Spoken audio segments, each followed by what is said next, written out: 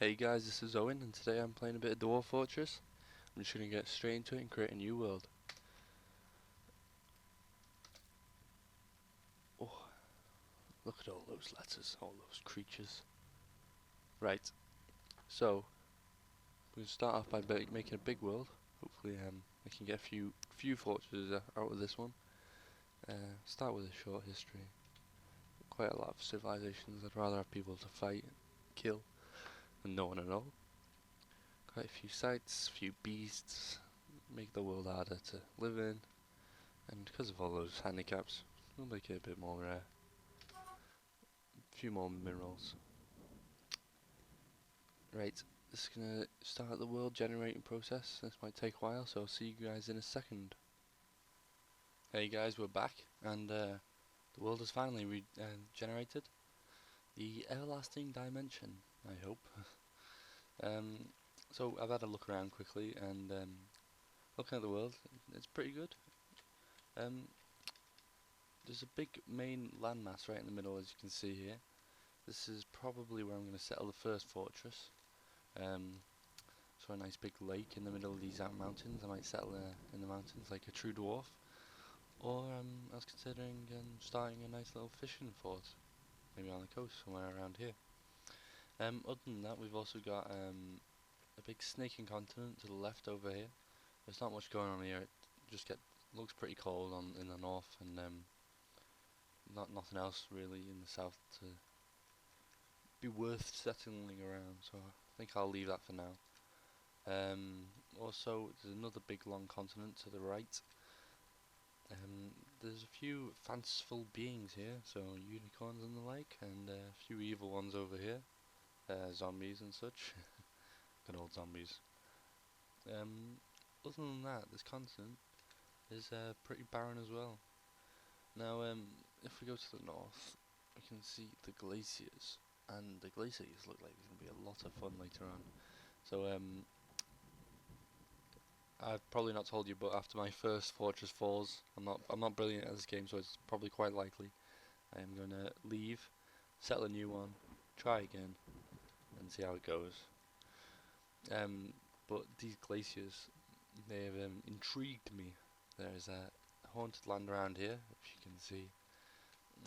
There's also a volcano over here, which could be fun. Ice and fire mix well. More haunted land, more volcano, and that's pretty much it for these icy places. But that's why it's fun. Right, so the entire sea is called the Respectful Gulf. I hope it respects me well. Um, Other than that, down south we've got the scorching hot lands. Probably won't be settling around here, be a bit too hot for our dwarves. Although there seems to be goblins on that island, and dwarves, I think. The human town, no, humans. Filthy humans. There's also a necromancer's tower down here, so I'll actually probably not settle down here unless I want hordes of zombies invading daily. What else? There's quite a few necromancer towers I've noticed. There's one down here. They normally settle near like civilizations. So if you can see, this is a dwarven tower, which means dwarves should be around. And right here, the dwarven hillocks of Astkon. So yeah. Other than that, that's our world. It's looking good. If we get straight into it. Alright guys, after having a quick look around, I have decided on a location. It's near that lake we discussed in the world. I'm going to set it up right here on the edge. You can see it's like a little outcropping of land, and you can see the lake around it here, and the river going into the lake. I'm thinking if I block off here, then there's only one way for the invaders to get in, and I can use the lake to farm. And as you can see, it's got a bit of sand, clay, deep soil, one shallow metal, and a few deep metals. Also, if we take a look at the savannah, it's got a few trees which we definitely need. It's nice and calm, full of vegetation. Perfect for our first fortress. Okay, so these are all these are all basically pre-builds for your dwarfs. I used a lazy noob pack to play Dwarf Fortress because I'm a lazy noob, and of course I can select one of these, but I never do. Prepare for the journey carefully. Alright, personally I am a man who has 3 miners, so we're going to start off with that. Need a woodcutter, carpenter, a mason, and generally a planter grower. There we go. Okay, so this person is going to be our farmer kind of guy. Etor, we can leave the farming to him. This guy, this mason, he can be. What can he also be? Mason, being a mason is quite demanding because I always seem to need them. The woodcutter is probably the one I'm going to need the least, which means I should give him something more labour intensive. Butchery is quite a big one. Always need a good butcher. What else do we need? The carpenter, not a massive one, but we could do with it. I suppose he could be a fisherman in his spare time. Fisher? Where are you, Fisher? Fisher? Ah, there you are. So he can be a skilled fisherman, and as a result, I suppose the mason can be the fish cleaner and fish dissector. Okay, right, so now we've got the miners. Right, one of these needs to be definitely a mechanic and a building designer. Tell you what, we'll make one the mason and the building designer, and we'll make the other one the mechanic. Which leaves the last guy. Jesus Christ. No, it's no wonder. Right, so we're going to need an extra pick. We only need 1 copper battle axe to cut down the trees. We don't need the anvil. And we haven't got any pets yet, which we'll sort out later. So that'll give us some more points. Okay, so what else do we need? Let's have a look. Might need a military guy. Based on our surroundings, it's quite calm. So I can't see that being a massive one. I think I'm gonna go with Doctor. I think they're the most important ones. Yeah. Okay. Right, from there, these are all the items that we can take with us. It's generally a good idea to have a lot of this, a lot more than what we currently have. Plum helmet's our life.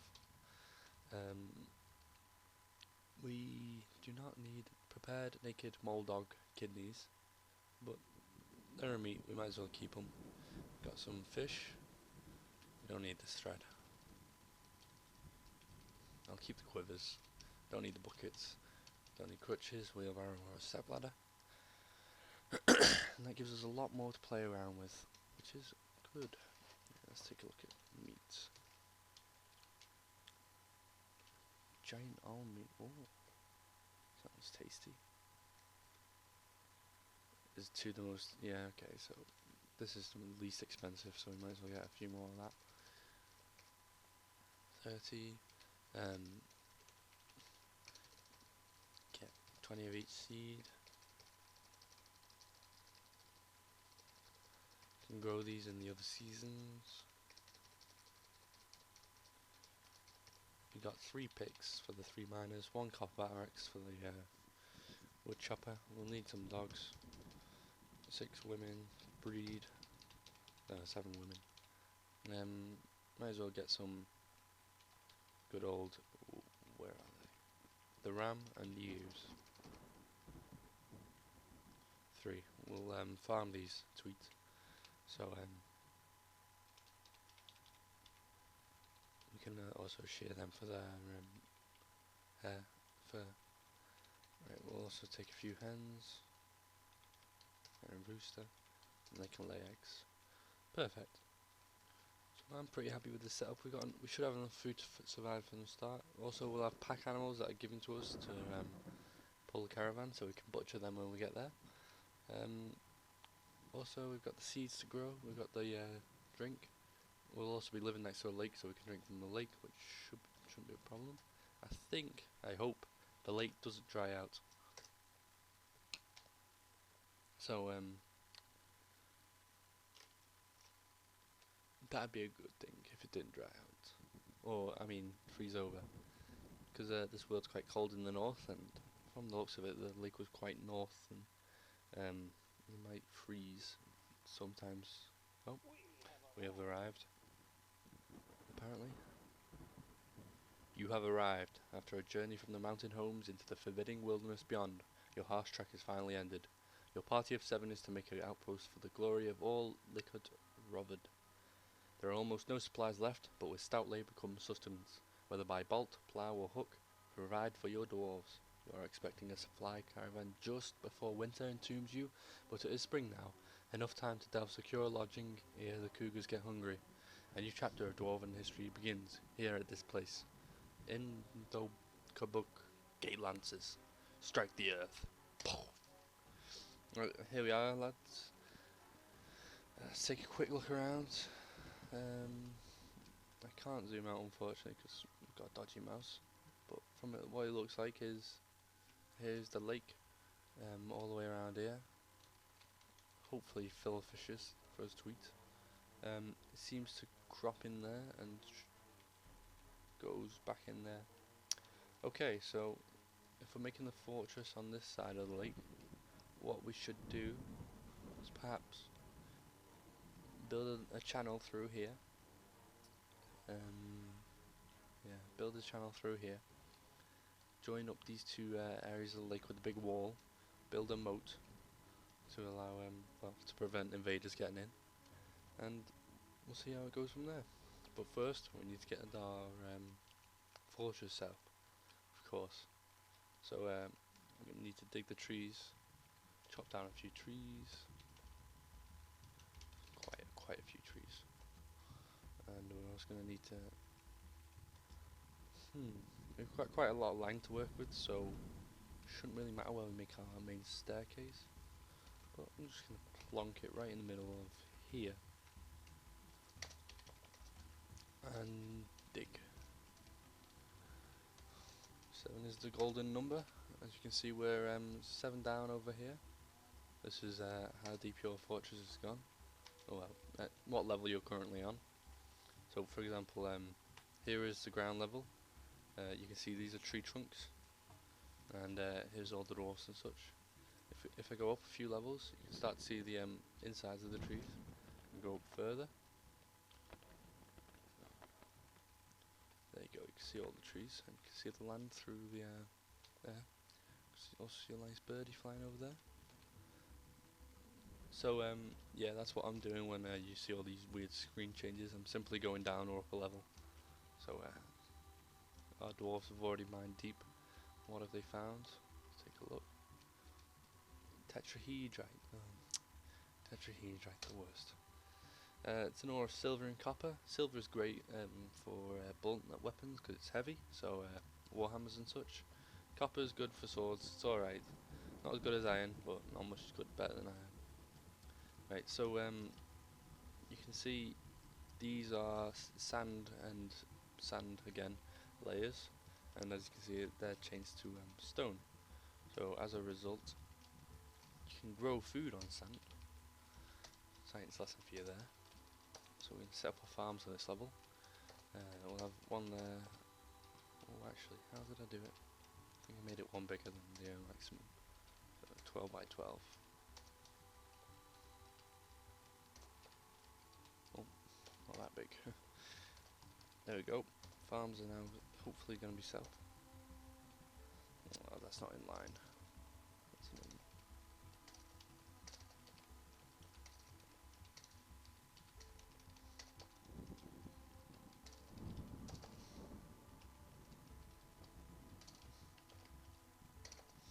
There we go, right. So now hopefully our miners come over here, set up these farms, get it all going good. good stuff. And if we go back up to the ground level, you can see our woodcutter has already been chopping some wood. So I'm going to build a carpenter's workshop, so we can start putting that wood to good use. No more fishing. Why can't you fish? What's going on? Oh, whoa. Slow down. Right. Reports. The dog is fighting, the river otter is fighting, and the dog is fighting. Looks like the dog's having a fight with the river otter. Don't know where. Looks like it was somewhere over here. Assume this is the river otter by the looks of it. The dog is going for him. Oh. The river otter is being eaten alive. Dog. Uh-oh. What happened? There's dog blood. Yo, a splatter in the dog blood. Scratches the stray dog in the left front paw, tearing the fat and bruising the muscle. And he falls on the ground due to overexertion. That's what you get for fighting a river otter, really, isn't it? He's still going for him though. Oh. This river otter is asking for it. Let's take a look at him, shall we? His head is cut open, his head is bruised, his left front leg is cut open, his left front leg is dented, his upper body is dented, his upper body is bruised, his tail is dented, his tail is bruised, and his lower body is dented. He is muscular and very small. His hair is brown, his skin is cinnamon, and his eyes are brown. Well, I suppose there's no harm letting him run around for now, even after biting my dogs and trying to eat them. Right. As you can see, we still have those rams and ewes. So, because they're grazing arrows, we need to set up grazing lands for them. Luckily, it's nice and grassy, so set up one over here. Make it quite big for them, because I'm a generous man and we've got a lot of land. Put the ewes and the ram. Okay. Also, as I said, we get a pack animals to come. And we've got a yak bull and another yak bull. Unfortunately, they can't make kids. They can be in a relationship, but can't make kids, and that means I'm gonna slaughter them for the meat, because I'm a mean man. Right. So with this carpenter's workshop, I'm gonna make some beds. 3 beds. Put it on repeat. So. You might say, hang on, what's the point of this? This is useless. Well, it is not useless because of ratios, math. So if every cycle we sort of create 3 beds, 2 barrels, 1 cage, so it's a 3 to 2 to 1 ratio. This way I'm not. If I just like had, for example, construct 1 bed, 1 barrel, 1 cage, they just keep making that, and I don't need as many cages as I do beds. So as a result, I'm just gonna leave it the way it is. And barrels are good for holding food and all that, but we don't need more than beds. What's happening? Who's fighting? The sea lamprey is fighting. Oh, the sea lamprey and the carp are having a fight. Oh my god, look at the sea. It's filled with fish. This is going to be perfect for our fortress. There shouldn't ever be a shortage of food, which is good news. Don't seem to be as many fish around here, but I think they come and go.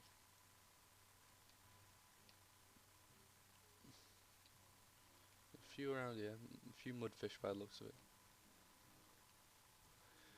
Okay, it's going well so far.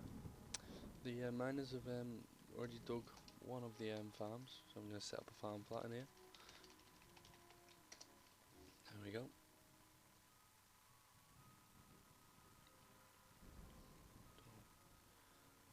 And there's our farmer who's come to set up the farm plot. Farmer Dwarf. That one's pretty much ready as well. That one, the one unmined wall, which is very annoying, won't make a difference to that farm plot being constructed.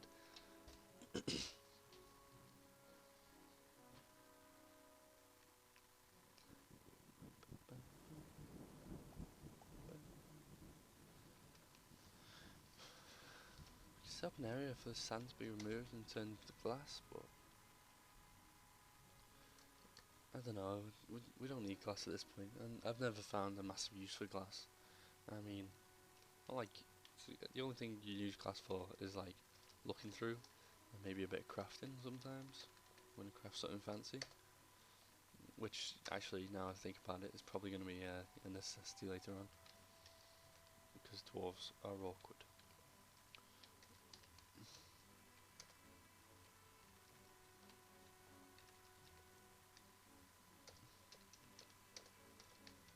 What I'm setting up here is my stockpile. It's going to be a very big stockpile, but the reason for this is because dwarves need to learn skills such as digging. You wouldn't think they need to learn how to dig. Pretty simple task, but they do. They get much better as time goes on, as you can see. Um, he's an adept miner as it stands. He used to be a competent miner. That's what we started them all off as. But as they've dug these little farm areas, they've leveled up. And I'm going to do the same here. This means later on when they're digging these stone areas, it'll be much quicker, because obviously it takes longer to dig stone. So that's why I'm getting on practice now with the sand. This big area I'm digging is the stockpile, as I said. If I go to press P and go to T for stockpile, T for stockpile apparently, you can see all these different things I can store. I'm not going to store food, I'm going to keep that near the dining room, but I'm going to keep animals, furniture. These two are awkward at times. It's kind of hard to get the right ones in. We're not going to store stone. There's only a few things you ever store stone for. Ammo, coins, bars. We're not going to store blocks because I'm going to be making loads of them and they might as well just be left. Finished cut gems and glass and stone. Finished goods, leather, cloth, no wood, weapons, armor and sheets. So when they dig this out, I'm going to designate this as a stockpile, and hopefully all these beds that have been made so far, if they are being made. Are they being made, Carpenter? Oh, he's busy fishing. Bastard. Hey, stop fishing. Right, we're going to just turn that off. Hold on.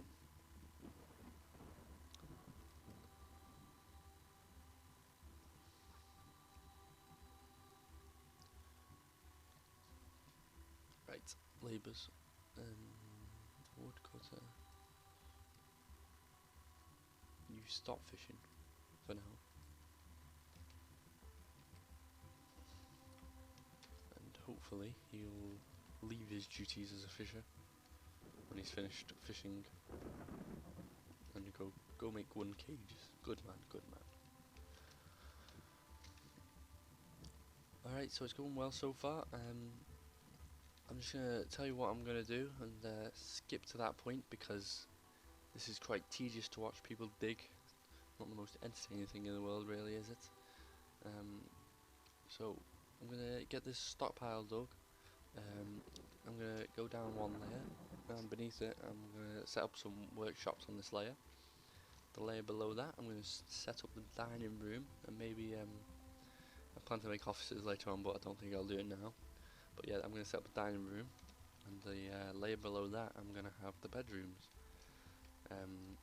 The other two layers I'm not sure what to do with yet, but I'm gonna leave them for now. But I'll see you then. Alright guys, we are back. Back to business. A lot has happened since I last cut the video, and I will show you. For start, I made a little watering hole here, so this is where the dwarfs can get the water from. A nice little water source.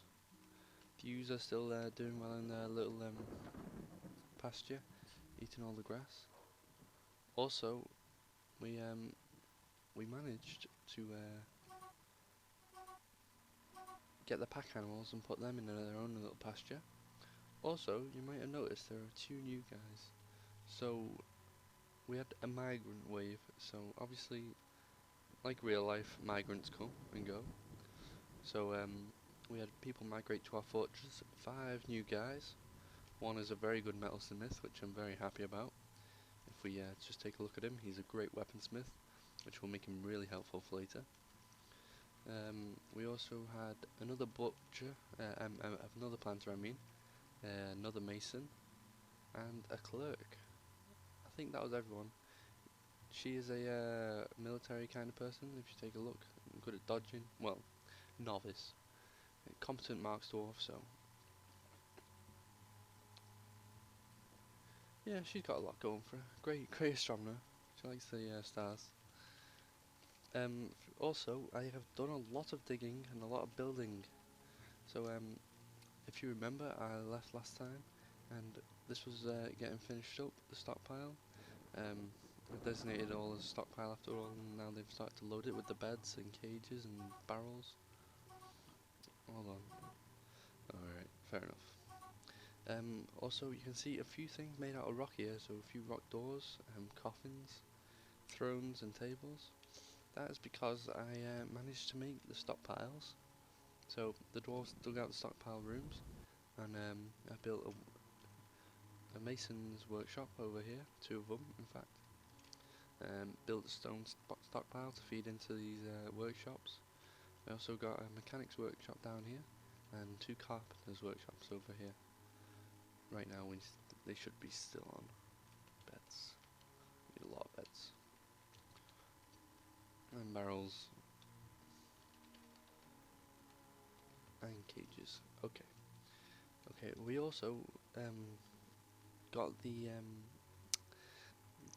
meeting room set up. So let's designate this as a meeting room. H for meeting room. Alright. This is the food stockpile, so this is where all the food will be stored. You can see a few plump helmets down here already. Tower caps in there. Willow? Oh, it's made out of willow. That makes more sense. And nothing in that one. I think they put the plump helmets into the empty barrel, but apparently not. We also got a meat barrel here with a bit of naked mole dog kidneys. As you can see, it's filled with stone. Currently, the people are slowly taking everything out. Oh, we need to build a supply depot. So, people from the outpost I started from just visited. Interrupted my tour, in fact. Let's take a look. Here they are. So I haven't got a supply depot yet, and I don't think I'm going to bother setting one up yet. Probably should actually, because if they don't, they get angry at me. Just going to make it out of wood, and hopefully the carpenter will get that done quickly.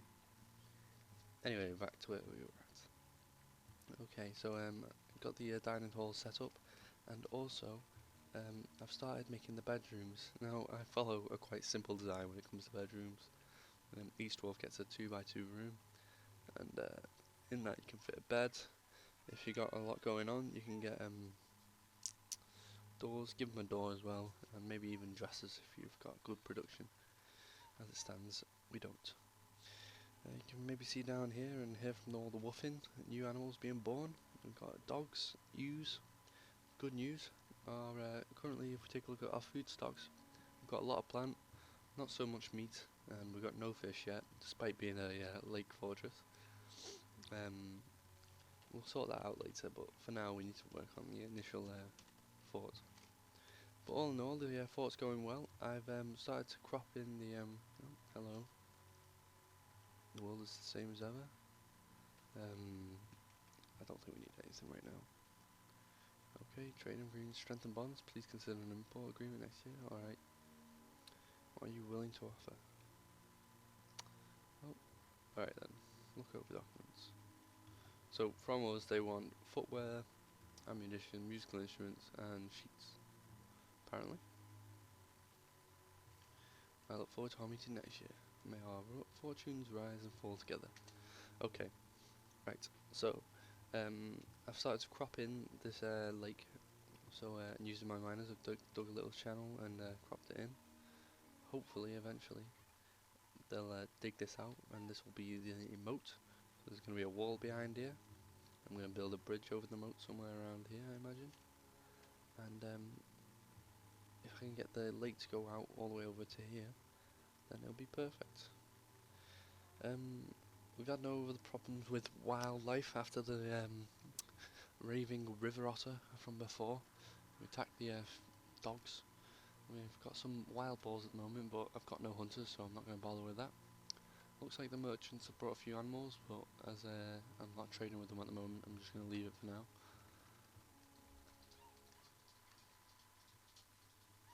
But other than that, guys, I think that's about it for this episode.